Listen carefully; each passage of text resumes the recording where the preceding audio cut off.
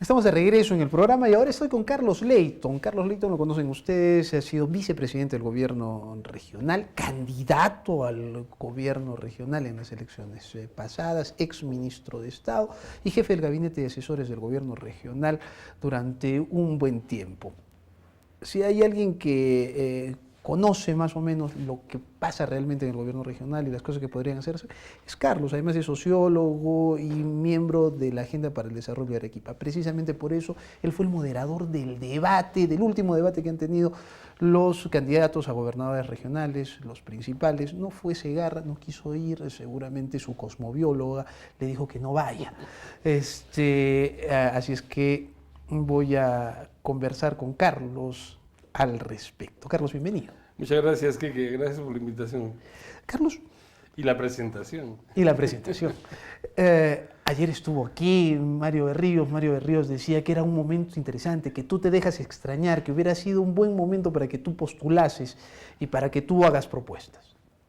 Mira, es posible que sea así. Yo le agradezco mucho a Mario la consideración, pero también creo que hay que tener en cuenta lo siguiente.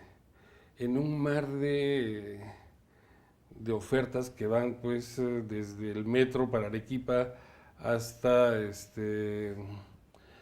una nueva vía para la salida de la variante de Uchumaya, comenzar a hacer propuestas y comenzar a escarbar en la realidad del gobierno regional, ¿no es cierto? Un gobierno regional que prácticamente se queda desarticulado, que ha estado durante 4 años flotando, por decirlo de alguna manera, y si tú lees las noticias de hoy día, la gobernadora regional dice que no deja muchos proyectos y los que menciona son proyectos anteriores a su gestión. O sea, son proyectos que dejó Juan Manuel Guillén y que ya no termina. No los ha podido hacer, o sea, el caso del Hospital Goyeneche es uno de ellos. La variante. La variante de Uchumaya. Todo un periodo, y no lo hizo. Y la pregunta era, ¿cuáles eran los proyectos nuevos que ha hecho?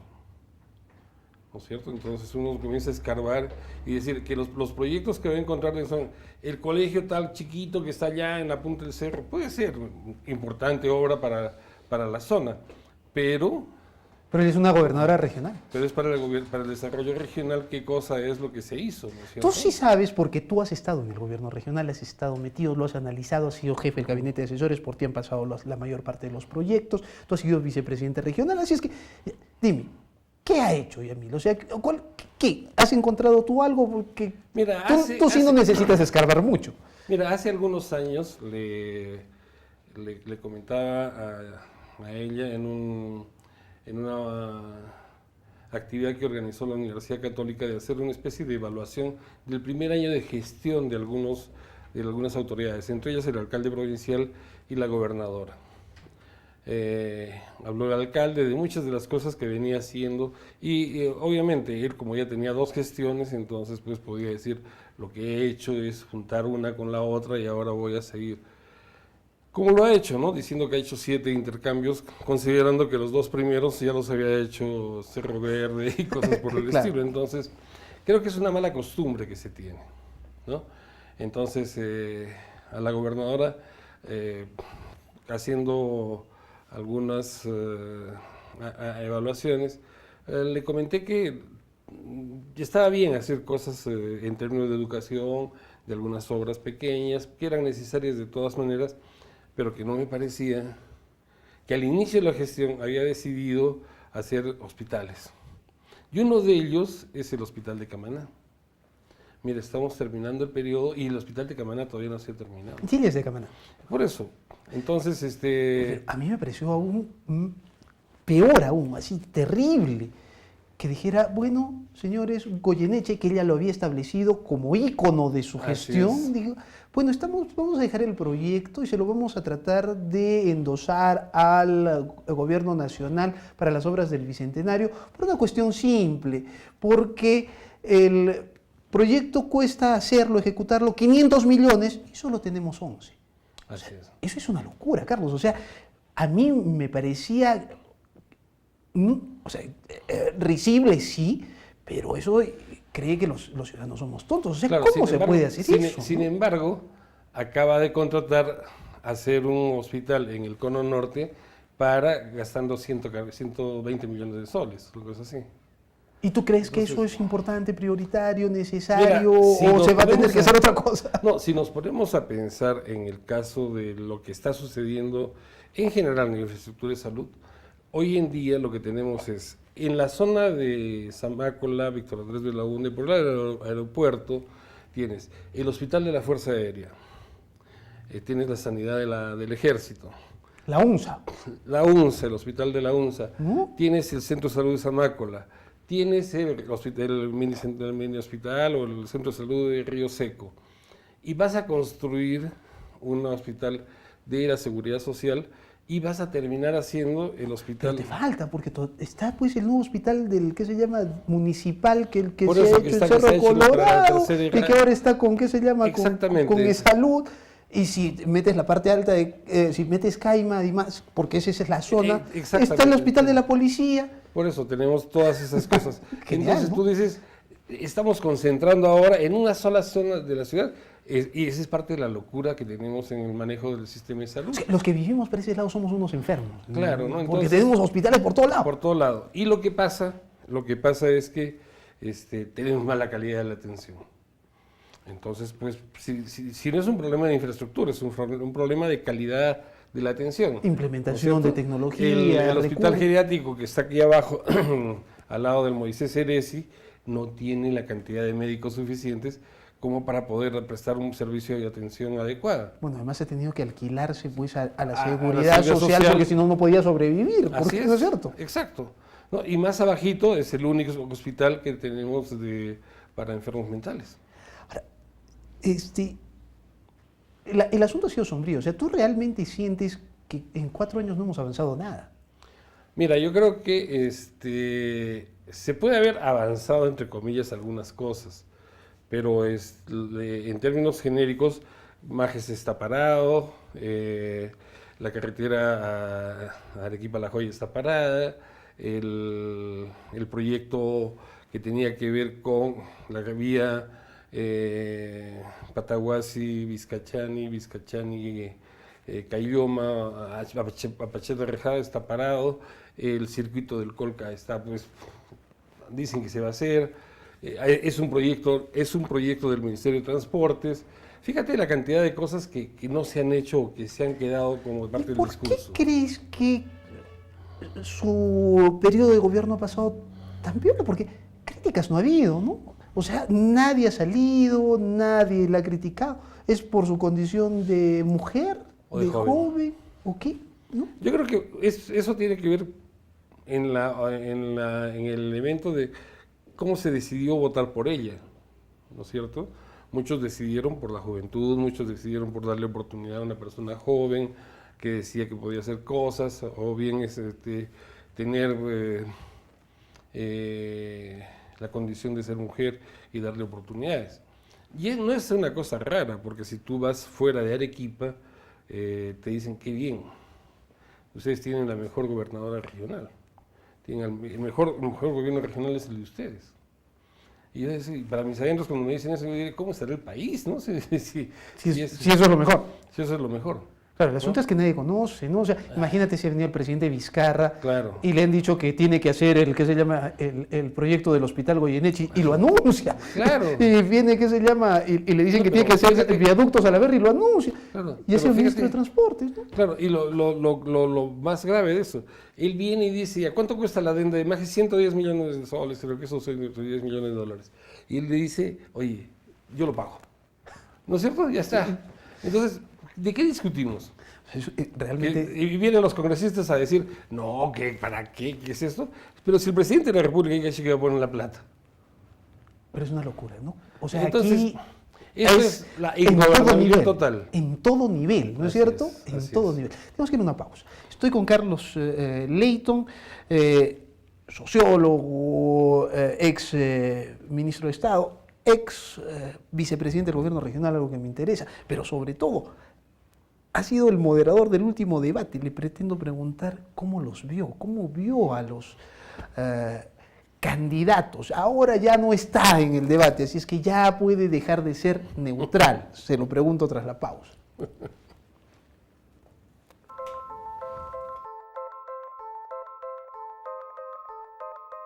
Estamos de regreso en el programa y estoy con Carlos Leyton, sociólogo. Me gustaría solamente decir eso, pero tiene un currículum grande, así largo, así pues, ministro, hasta en todo lado.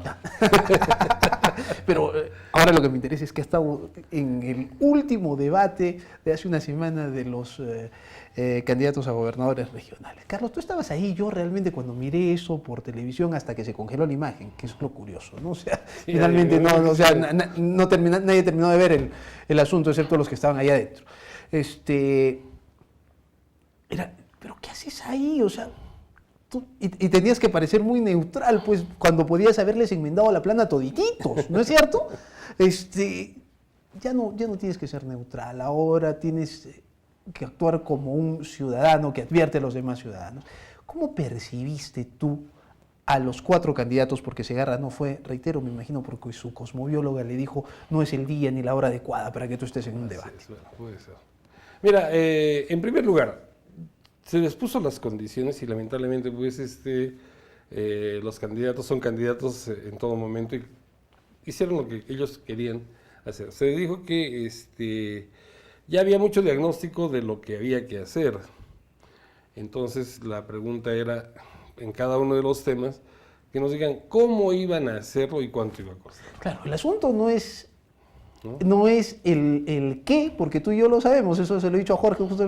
El asunto es cómo. El cómo y cuánto va a costar. Claro. ¿No? Entonces, lamentablemente, pues, en un momento uno intentó decir una cantidad, ¿no? Pero se notó que se la había cogido, en ese momento se acordó, tengo que decir una cifra, ya tanto, ya está. O sea, para ti, todos nos metieron palo. Mira, yo creo que en el fondo fueron a hacer un acto de presencia, pero un acto de presencia con mucha búsqueda de simpatía para agradar al público, ¿no? Entonces, unos decían una cosa, otros decían otra. Hablaban en quechua, ¿no? Bueno, pero esa fue, creo, la anécdota más importante de todo el cuento, porque la anécdota fue que le tocaba hacer una pregunta a Cáceres Llica frente a Javier Ismodes, y Cáceres Llica le pregunta en quechua una pregunta sobre educación a Javier, y Javier le dice, pues yo he sido educado acá en Arequipa y acá nos enseña el quechua. Le dijo, I don't speaking quechua. Así es. Y me la niña que maestro. Entonces, él le preguntó tal cosa en quechua. Y todo el mundo, pues claro, bravo, la barra que estaba al fondo, tuvimos que calmarlos. Pero después se cambiaron la cosa, era justo Maita preguntando a Elmer Cáceres, y justo Maita le vuelve a preguntar en quechua a Cáceres Llica, y Cáceres Llica se sorprende, ¿no es cierto? Le quedó como que, ¿de dónde apareció este extraterrestre? Claro, eso es exclusividad mía, ¿no? Claro, ¿no? Y le preguntó, y le tuvo que decir, ¿sabe qué cosa le estoy preguntando? Lo siguiente. No, sí, es quechua, pues, y todo el mundo se reía. ¿No? Entonces tú dices... Claro, tú tenías más problemas para controlar al público que los candidatos, ¿no es cierto? ¿no? Claro, porque en el fondo, al final terminó casi justo Maita despidiéndose en quechua y decirle pues que ya estaba. O sea, creo que al final al cazador se le escapó la perdiz, ¿no? Esa fue una de las, digamos, anécdotas que fueron interesantes. Ahora, hubieron muchas cosas que se hablaron y que fueron grandes discursos, ¿no? No tuve mucho problema para hacer, digamos, una reflexión final, porque todos habían hablado de modernidad, de libertad, de la excelencia, cosas que en el fondo son muy difíciles de medir cuando tú las dices. Yo voy a llegar a la excelencia en la educación. ¿Y qué significa eso, no es cierto? O sea, ¿cómo hacemos que sean los excelentes? O bien, como se les dijo en algún momento, bueno, ¿qué proponen ustedes en esta relación entre universidad y desarrollo regional? Bueno, pues ninguno tuvo nada que decir, ¿no? O sea, no... Ni siquiera Javier, porque como te digo, yo no terminé de ver el asunto, ¿no? O sea, se congeló la imagen y se quedó ahí. No, Javier es dueño de una universidad. Claro, el problema es que y yo creo, y en el fondo es un tema que todavía está muy incipientemente desarrollado, a pesar de las cosas que dicen que hacen, pero lo vemos pues en el conocimiento que tenemos, no tenemos ningún resultado tangible de que las cosas están cambiando, ni en la producción, ni en el desarrollo del conocimiento, ni en las condiciones para identificar qué recursos son los más importantes y que pudiésemos no solamente utilizarlos ahora, sino para el futuro, ¿no? Entonces, eso es parte de la deuda que tenemos con la academia y básicamente la universidad con Arequipa. Entonces, a lo que quiero llegar es que muchos fueron lugares comunes, ¿no? Preguntas en la educación, en el tema de, a ver, ¿qué hay? Bueno, pues tenemos que, las escuelas ya están, vamos a hacer colegios en las zonas más alejadas, vamos a ver algunos temas sobre el feriaje, y en el tema de salud, ahí sí hubo algunos entrampamientos, porque había un médico que había tenido experiencia. Y que era gerente pues, regional, ¿no es cierto? Que fue gerente regional y que muchos hurgaban por ahí a ver qué podía decir. Claro, habló algo y en el sentido de decir que él podía construir y hacer y remodelar y hacer muchas cosas, a lo cual Maita le dijo, usted será buen médico, pero yo soy ingeniero, pues yo sé lo que está diciendo no está bien. Entonces, cuando metes el dedo al enchufe, pues te puede pasar corriente, ¿no? Entonces, yo creo que fue parte de estas cosas. Y en general, como te digo, creo que el debate, más que un debate, fue una especie de alocuciones breves o intermedias entre las cosas que decían unos y otros. Tengo la misma percepción, creo que ha sido un esfuerzo extremadamente grande, los tres debates, uno en la San Pablo, uno en la Santa María y uno en la San Agustín, pero que se ha perdido. La mayor parte de gente no los ha visto, no ha tenido la posibilidad. Los horarios eran infames, no se había coordinado con la televisión, entonces me pareció un poco tonto. Pero tú estuviste allí y sabías de lo que hablaban, o sea, tú captabas cuando estaban peleando y cuando no. ¿Te sirvió a ti para definir por quién votar? No, para nada. Yo creo que más bien para confirmar lo que estaba pensando antes, ¿no? De viciar el voto. Ahora, sobre ese mismo tema, creo que hay algo que está, todavía debe ser que en los próximos días se va a ir haciendo más patente. Y es que la población va a sentir que su voto no puede ser un voto perdido. Y probablemente tome una decisión, desde mi particular punto de vista, equivocada. Y eso va a ser votar por el mal menor. Aquí estuvo el rector de la Universidad de La Salle haciendo una defensa muy interesante que después la plasmó muy bien en un artículo publicado en el Suplemento Dominical del Pueblo sobre el voto en blanco. No se puede votar pues por el menos ladrón, decía él, ni por el mal menor, ¿no? ¿Tú coincides con él? Mira, yo coincido con él, pero no en el voto en blanco. Yo creo que el voto en blanco no ayuda a nada. Yo creo que hay que expresar que no estoy de acuerdo con ese tipo de elecciones. Primero, y eso es viciar el voto. O sea, decir, o sea, tú hay que marcar. Votas por ti, haces tu garabato. O firmo, si quiero. ¿No es cierto? ¿Por qué? Porque el mal menor es el que nos ha llevado a tener los presidentes que hemos tenido. Sí, pues. Y la segunda vuelta es eso, el mal menor. Entonces, no voto por el que ganó, voto por el segundo. Y el segundo es todos contra uno. Y en todo caso, lo que tienes es un gobernante que hace lo que quiere, ¿no? Pero que no tiene ningún respaldo. Hoy en día tenemos un presidente que tiene 60% del respaldo de la población, sin embargo, el partido político por el cual llegó al gobierno no tiene 7%. O sea, tú dices, pues, con eso, ¿cómo se explica una cosa así? Esto es una locura. Bueno, se explica en el populismo del presidente. No por eso, pero en todo caso jugamos a la figura personal y no al partido político, y es lo que tenemos hoy día. Lamentablemente, el hartazgo de toda la población es porque son los mismos candidatos que han saltado de un partido a otro, en muchos casos.